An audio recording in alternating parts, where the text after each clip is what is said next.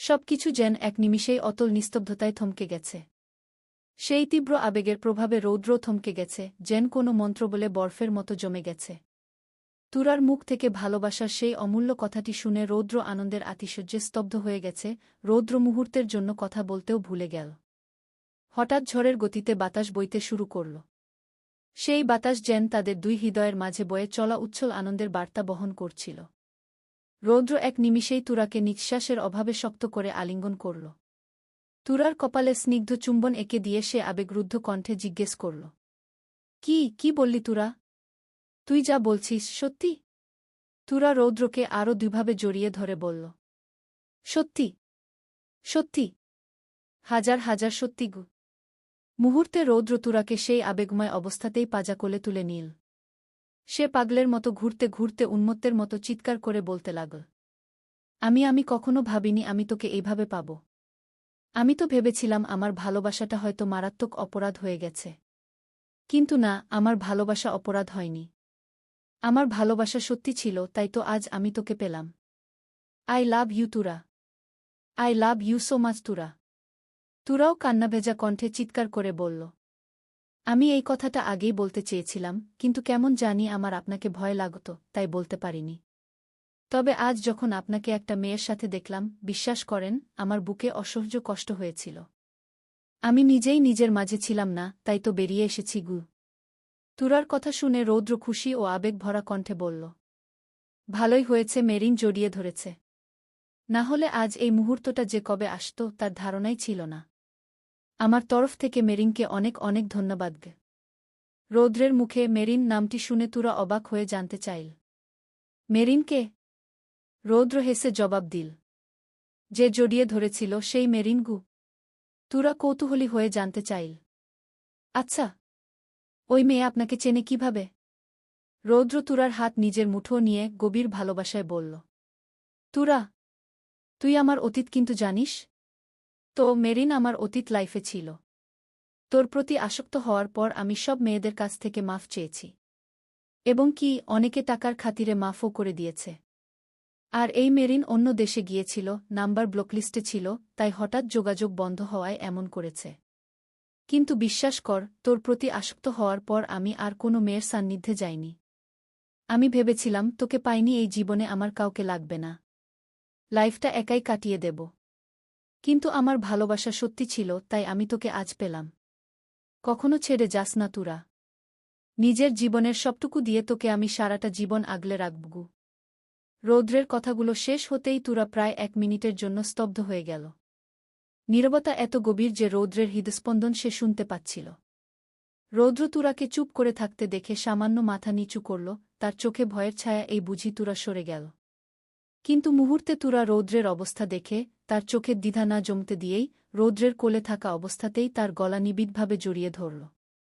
তুরা অত্যন্ত আবেগ ও দ্বিতা স্বরে বলল, আপনার অতীত কি হয়েছে বা হয়নি, আমি আর এইসব কিছুই জানতে চাই না। আমার কাছে আপনার অতীত অন্ধকার, আর সেই অন্ধকারে আমার কোনো আগ্রহ নেই। আমি শুধু এখন ভাবতে চাই আপনাকে নিয়ে আমাদের সারা জীবনের পথ চলা। আপনার হাত দুটো চিরকালের জন্য শক্ত করে ধরতে। ব্যাস, আর কিছু না। আমি আপনার অতীতকে না, আপনাকে ভালোবাসি। আমার শুধু আপনি হলেই চলবে, আর কিছু চাই না আমার গু। তুরার কথাটা শুনে রৌদ্রের মুখে এক মুগ্ধ হাসি ফুটল। সে তুরার কপালের সাথে নিজের কপাল ঠেকাল। সেই স্পর্শে দুজনের ভয়ের রেশ যেন মুছে গেল। রৌদ্রে গভীর প্রত্যয় ও ভালোবাসার সাথে বলল, আমি তোকে কথা দিচ্ছি, আমার ভিতরে রুহুটা থাকতে তোকে আমি এক চুল পরিমাণও কষ্ট দেব না। আমার প্রতিটি নিঃশ্বাস শুধু তোকে ঘিরেই থাকবে। আমিও তোকে নিয়ে এই সারাটা জীবন কাটাতে চাই। তুই আমার শুরু, তুই আমার শেষ আশ্রয়। তুই আমার বর্তমান, তুই আমার চূড়ান্ত লক্ষ্য।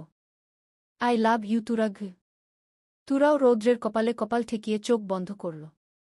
তুরা কণ্ঠে স্বর্গীয় শান্তি নিয়ে বলল, আই লাভ ইউ টু রৌদ্র ভাইয়া ঘে। মুহূর্তে রৌদ্র তুরাকে কোল থেকে নামিয়ে এক তীব্র আকর্ষণে বুকের গভীরে টেনে নিল।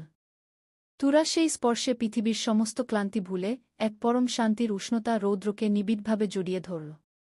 সেই রাত, মাথার উপরে তারাশূন্য আকাশের বুক চিরে থাকা ঘন অন্ধকার জঙ্গল সেই দুই হৃদয়ের গোপন কথাগুলোর নীরব সাক্ষী হয়ে রইল।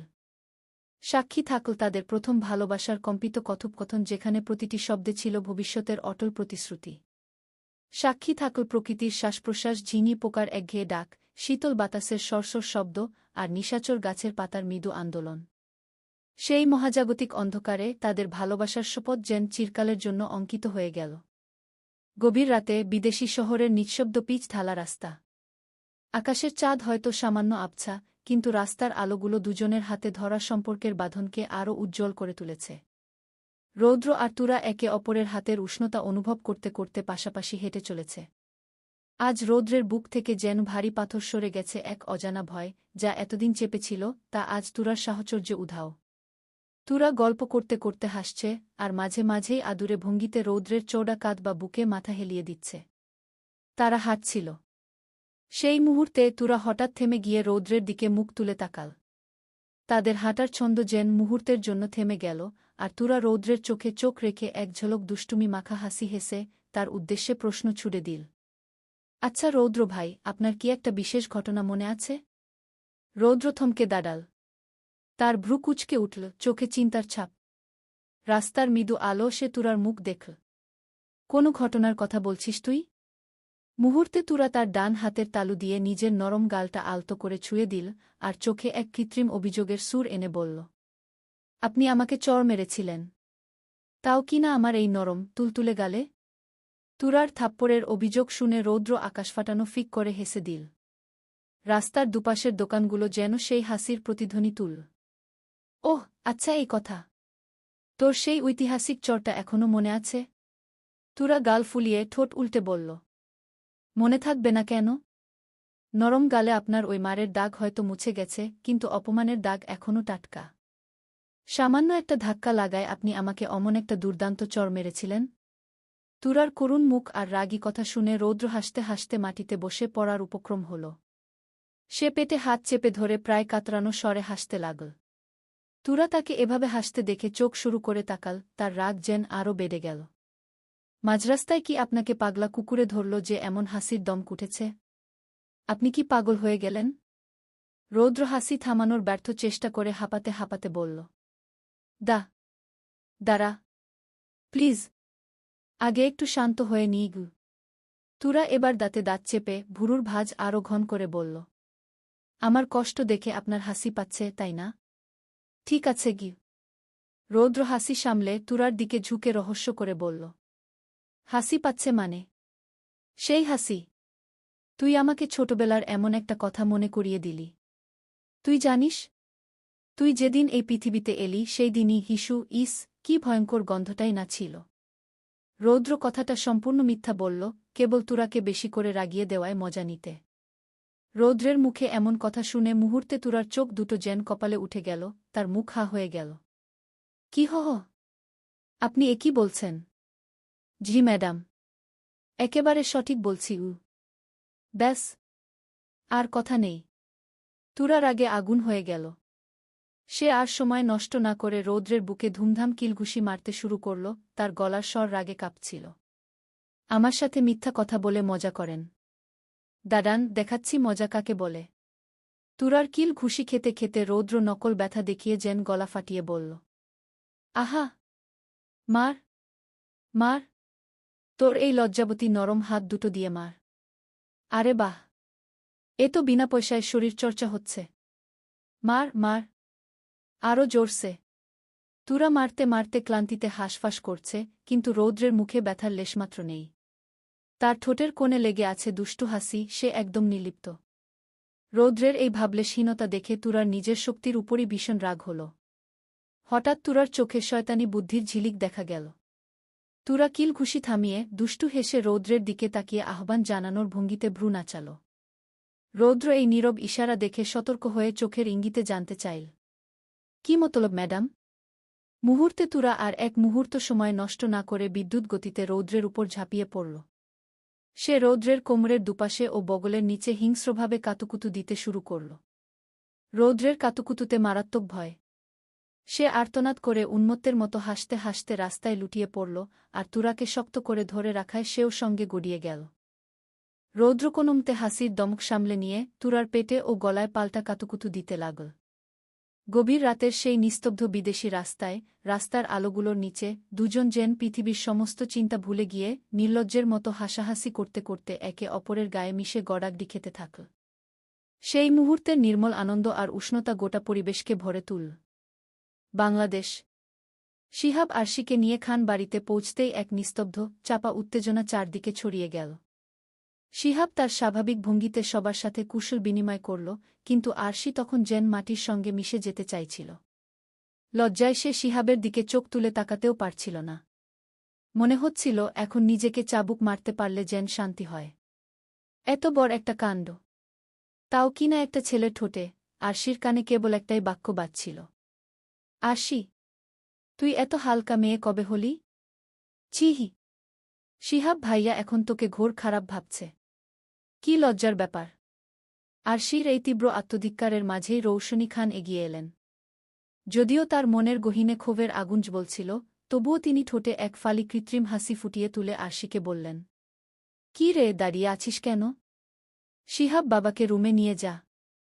অনেক দূর থেকে ক্লান্তিকর জার্নি করে এসেছে। ফ্রেশ হয়ে দুজনে তাড়াতাড়ি নিচে আয়।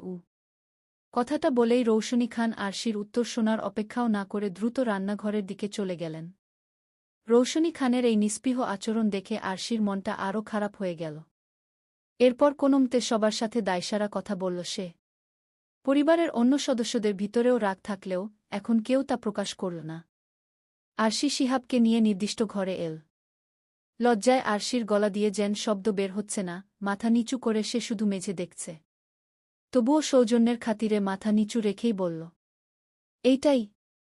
এইটাই আমার রুম। আপনি এখানেই থাকুন। আমি আরফার ঘরে যাচ্ছি। আর ওইদিকে ওয়াশরুম আছে, আপনি ফ্রেশ হয়ে নিতে পারেন গু। কথাটা বলেই আরশি ঘর থেকে মুক্তি পেতে দ্রুত বের হতে যাবে, ঠিক তখনই শিহাবের কণ্ঠস্বর তাকে থামিয়ে দিল। বাহ, এই প্রথম দেখলাম। মেয়েরাও যে এমন নির্লজ্জ ও বেপরোয়াভাবে ছেলেদের ঠোঁটের উপর ঝাঁপ দিতে পারে, তা আমার জানা ছিল না। বিয়ের শুরুতেই যদি এই অবস্থা হয়, না জানি পরে আর কত কি দেখতে হবে। কথাটা শুনে আরশি যেন বিদ্যুৎস্পৃষ্ট হল। লজ্জায় তার জিভ শুকিয়ে কাঠ, সে ঠোঁটে দাঁত চেপে ধরল। কোনোমতে সামনের দিকে ঘুরতে ঘুরতে তোতলাতে শুরু করল। আহ আহ বক, মানে আমি ভীষণ সরি। আরশি তাকিয়ে দেখল ঘর খালি। ওয়াশরুম থেকে জলের শব্দ আসছে, তার মানে শিহাব ইতিমধ্যেই ভিতরে চলে গেছে। আরশি আর এক মুহূর্ত সেখানে দাঁড়ানোর সাহস পেল না। প্রায় ছুটে পালানোর ভঙ্গিতে ঘর থেকে দ্রুত বেরিয়ে এল।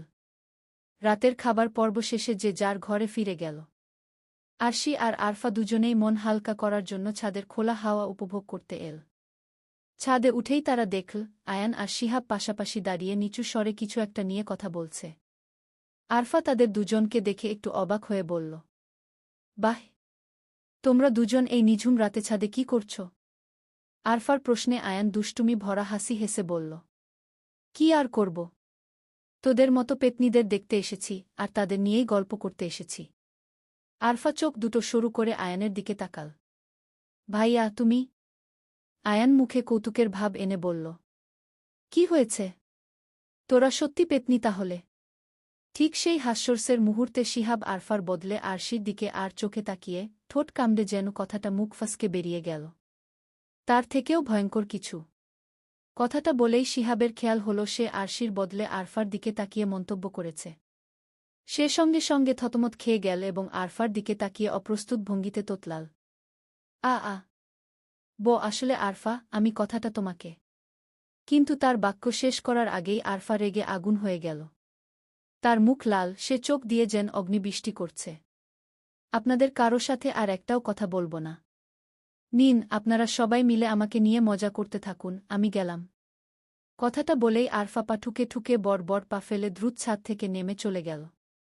আয়ান পরিস্থিতি বুঝে নিয়ে আরশি ও শিহাবের দিকে আর চোখে তাকাল এবং গলা খাকারি দিয়ে শিহাবের উদ্দেশ্যে বলল, আসলে ব্রো, আমার একটা খুব জরুরি কল দিতে হবে। আপনি আর আরশি থাকেন তাহলে, আমি যাই। এই বলে আয়ানও আর এক মুহূর্ত না দাঁড়িয়ে ছাদ থেকে নিচে নেমে গেল। আয়ান নিচে নেমে যেতেই ছাদটা যেন আরও গভীর নীরবতায় ডুবে গেল। নিস্তব্ধতা এতটাই তীব্র যে দুজনের নিঃশ্বাসের শব্দও যেন কানে বাজছে। শিহাব ছাদের ঠান্ডা গ্রিল ধরে স্থিরভাবে দাঁড়িয়ে আছে। তার পিছুটানহীন ভাব আরশির মনে আরও ভয় জাগাচ্ছে।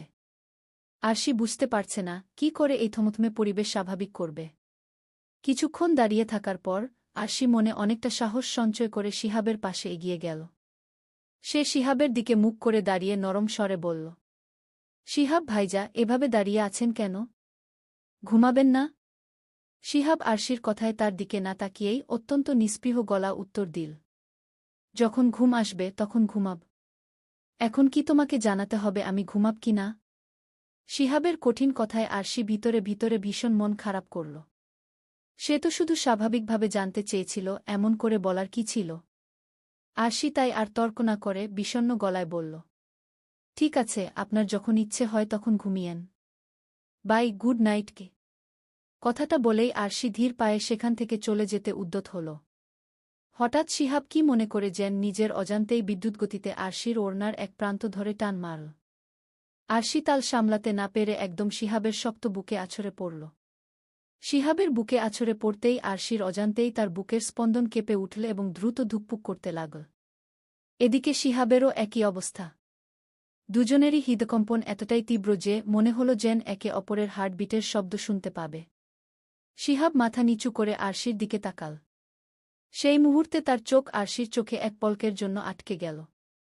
মুহূর্তেই শিহাব দ্রুত অন্যদিকে দৃষ্টি ফেরাল। কি হল তার? সে এইভাবে আরশিকে টান দিল কেন? আর তার হার্টবিট এমন অস্বাভাবিক আচরণ করছে কেন, যেমনটা তুরাকে দেখলে একসময় করত? শিহাবের মনের ভেতরে যেন এক অচেনা ঝড় উঠল। শিহাব আর এক মুহূর্ত সেখানে দাঁড়াল না। সে দ্রুত আরশিকে সরিয়ে দিয়ে সোজা করে দাঁড় করাল। কোনো কথা না বলে বড় পা ফেলে প্রায় ছুটে যাওয়ার ভঙ্গিতে ছাদ থেকে নেমে চলে গেল। আরশি হতভম্ব হয়ে দাঁড়িয়ে রইল। সে কিছুই বুঝতে পারল না শিহাব হঠাৎ এইভাবে তার ওড়না ধরে টান দিল কেন, আর তার নিজের হৃদয় বা এমন করছে কেন। আগে তো শিহাবকে কতবার দেখেছে, তখন তো এমন অদ্ভুত লাগত না। শুধু কি স্বামী বলেই এমন অনুভূতি? কিন্তু আগে যখন তাকে দেখেছে তখন তো এমন হয়নি। আরশি নিজের এই অপরিচিত অনুভূতির কারণ খুঁজে পেল না। রানিং আরশি রুমে এসে দেখল শিহাব বিছানায় শুয়ে আপন মনে ফোন চাপছে। আরশি আর কথা না বাড়িয়ে পাশ থেকে একটা বালিশ নিয়ে সোফায় ঘুমানোর উদ্দেশ্যে এগোতে যাবে, ঠিক সেই মুহূর্তে শিহাব আরশির দিকে না তাকিয়েই ফোন চাপতে চাপতে বলল, বিছানায় শুতে পারো, সমস্যা নেই। তোমাদের বাড়িতে যদি আমি বিছানায় থেকে তোমাকে সোফায় দিই তাহলে বিষয়টা খুব অদ্ভুত দেখাবে গু। আরশি শিহাবের কথায় একটা তাচ্ছিল্যের হাসি হেসে বলল, তাই? আপনি যে আপনাদের বাড়িতে আমাকে বিছানায় ঘুমাতে দিয়েছিলেন, সেই দিন তো আপনিই সোফায় ঘুমিয়েছিলেন। তাহলে আমি কেন আপনাকে বিছানায় দিতে পারব না? আজকে আপনি বিছানায় ঘুমান, আমি সোফায় ঘুমাচ্ছি গু। শিহাব চোখ শুরু করে তাকাল আরশির দিকে। তার কণ্ঠে স্পষ্ট বিরক্তি। বেশি বকবক না করে বিছানায় ঘুমাও। তুমি তোমার জায়গায়, আমি আমার জায়গায় থাকব। আরশি মুখ খোলার জন্য কিছু বলতে যাবে, তার আগেই শিহাব তাকে থামিয়ে দিয়ে বলল, stop, don't say anything, just lie down quietly and sleep গু। থামো, আর কিছু বলো না, শুধু চুপচাপ শুয়ে পড়ো এবং ঘুমাও। শিহাব কথাটা বলেই পাশ ফিরে উল্টো হয়ে শুয়ে পড়ল। আরশি একটা দীর্ঘশ্বাস ফেল। সে বাধ্য হয়ে বিছানার এক প্রান্তে কাচুমাচু করে শুয়ে পড়ল এবং মনে মনে দোয়া দুরূদ পড়তে লাগল। তার ভয়ে কোনোভাবেই যেন শিহাবের সঙ্গে সামান্যতম স্পর্শ না লাগে।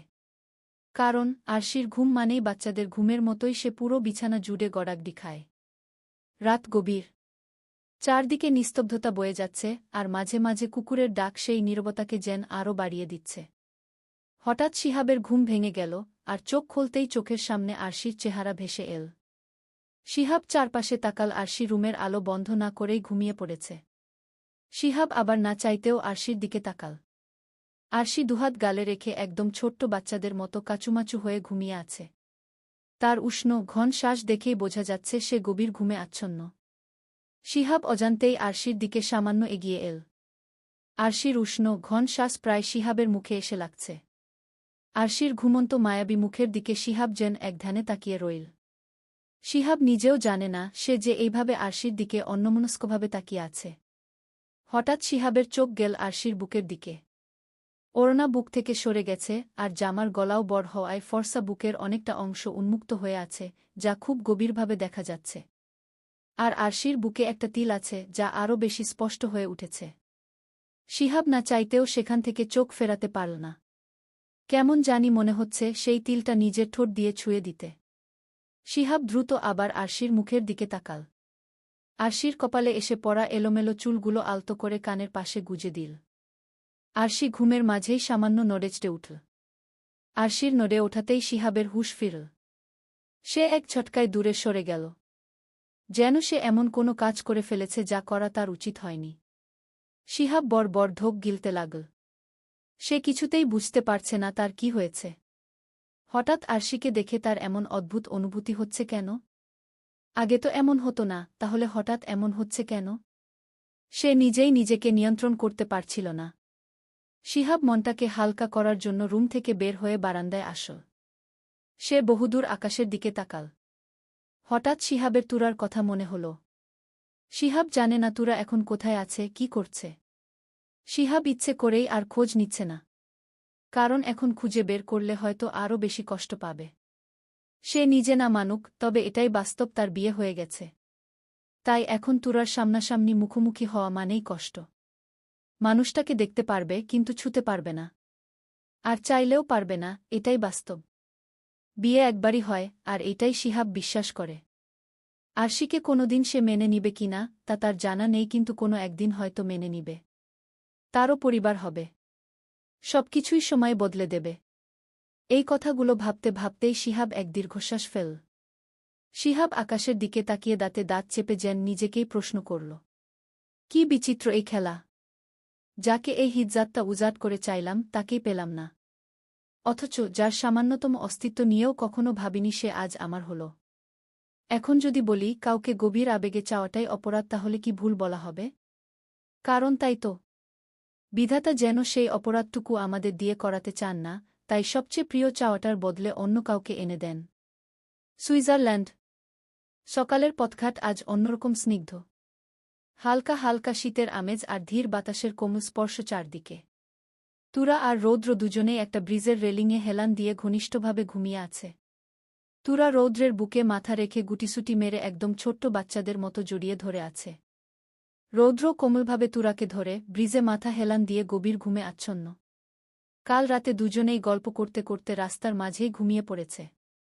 ভালোবাসা যে কোনো পরিস্থিতি বা স্থান মানে না, তা এই তুরা আর রৌদ্রকে না দেখলে হয়তো বোঝা যেত না। ধীরে ধীরে রৌদ্রের ঘুম ভাঙল, আর চোখ খুলতেই নিজের বুকে তুরাকে পেল। তুরা কেমন আদুরে ভঙ্গিতে তাকে জড়িয়ে ধরে ঘুমিয়ে আছে। রৌদ্র একবার তুরার দিকে তাকিয়ে আবার চারপাশে তাকাল। সকাল হয়ে গেছে। কখন যে এই ব্রিজে ঘুমিয়ে পড়েছে টেরই পায়নি। তবে এখন যাওয়া উচিত, আর বেশিক্ষণ থাকলে সমস্যা হতে পারে। রৌদ্র খুব আলতো করে তুরাকে ডাক দিল। এই তুরা, শুনছিস?